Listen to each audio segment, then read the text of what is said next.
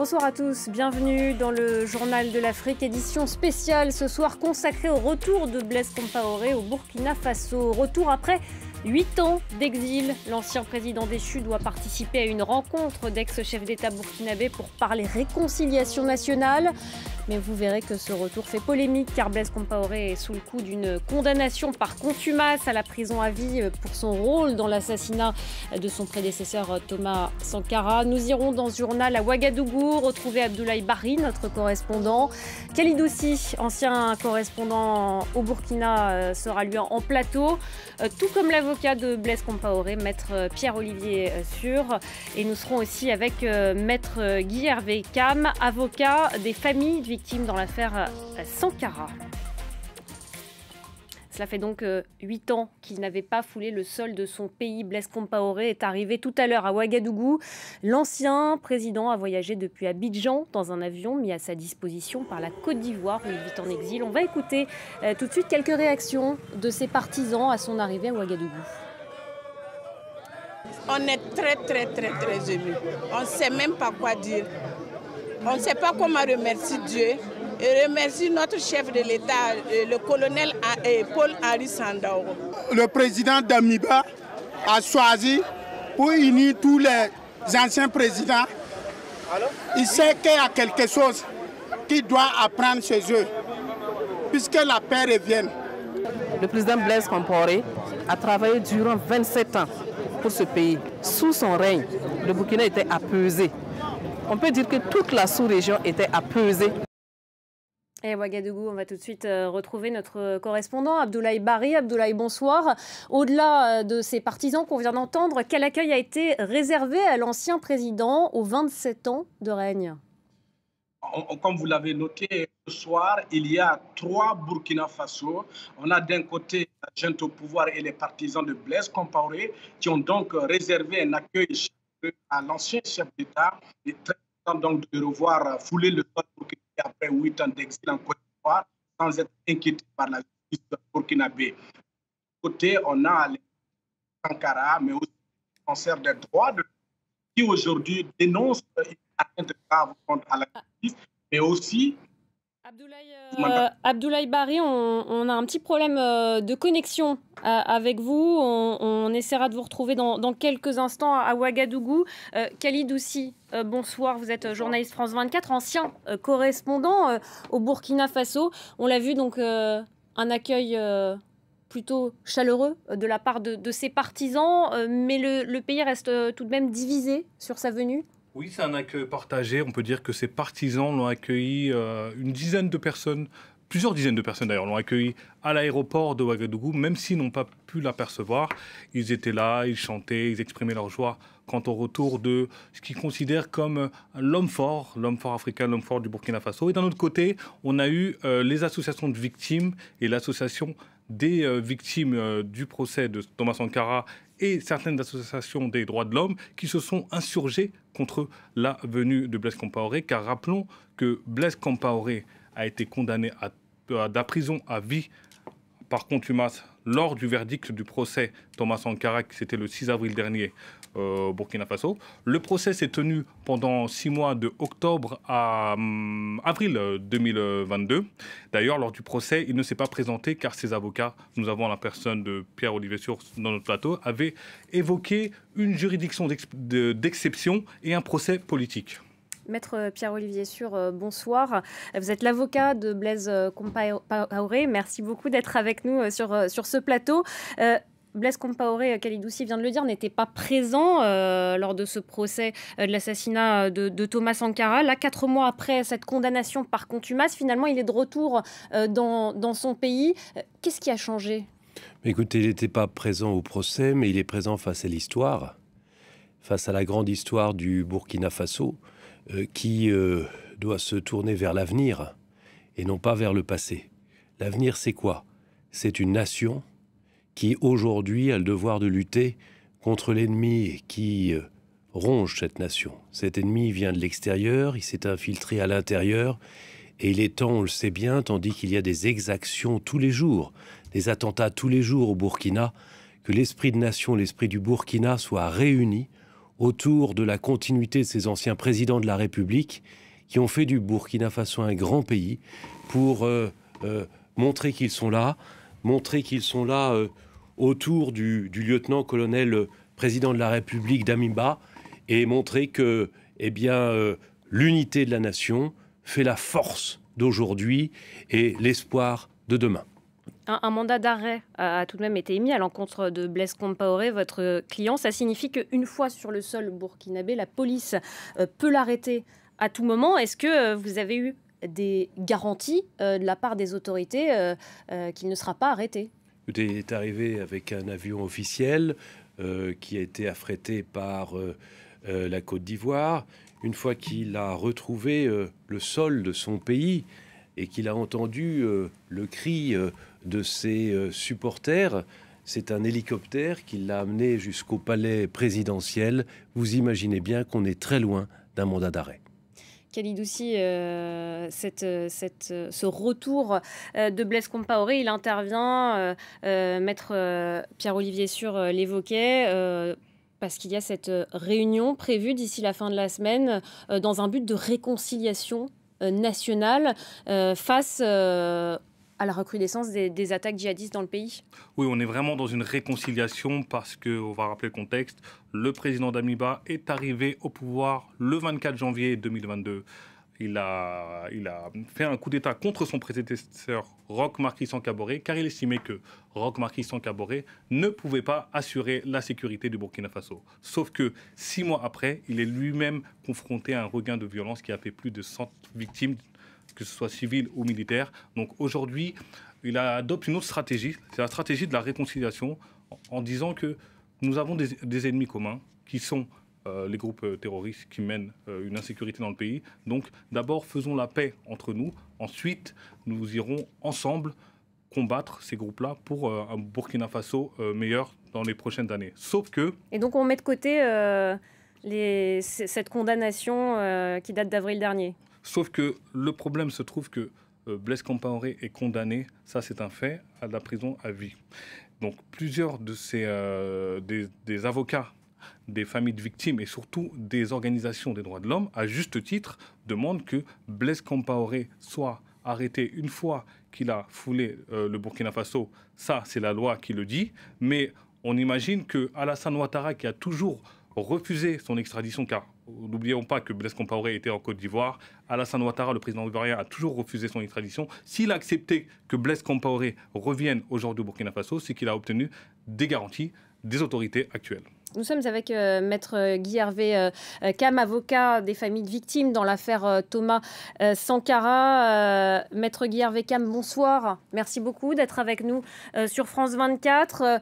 Les militaires au pouvoir au Burkina ont relancé le dossier de la réconciliation alors que les attaques djihadistes, on vient d'en parler, se multiplient dans le pays. Blaise Compaoré doit participer à une réunion avec d'anciens chefs d'État d'ici la fin de la semaine. Est-ce que vous comprenez que dans le cadre de cette démarche, son retour était incontournable? Excusez-moi, je n'ai pas bien entendu la fin de votre question. Vous demandez est-ce que vous comprenez que dans le cadre de cette démarche de réconciliation nationale, démarche affichée par les militaires au pouvoir, le retour de Blaise Compaoré était incontournable? Vous comprenez bien que nous ne comprenons absolument rien dans la mesure où vous parlez de réconciliation nationale au niveau des victimes, des familles des victimes, au niveau des défenseurs des droits de l'homme. On se pose la question de savoir en fait il s'agit de quelle réconciliation et de réconciliation avec qui. Nous, ce que nous savons, c'est que jusqu'au moment où je vous parle, aucune des familles des victimes n'a été impliqué dans ce processus. Au fond, Blaise Compaoré, il se réconcilie avec qui? Peut-être qu'il se réconcilie avec la junte au pouvoir qui a fait donc le coup d'État depuis le 24 janvier 2022 avec pour lettre de mission de le faire revenir. Ils n'ont pas pu empêcher la fin du procès. Moi, ce qu'ils ont réussi, c'est quand même pouvoir faire rentrer Blaise Compaoré au Burkina Faso.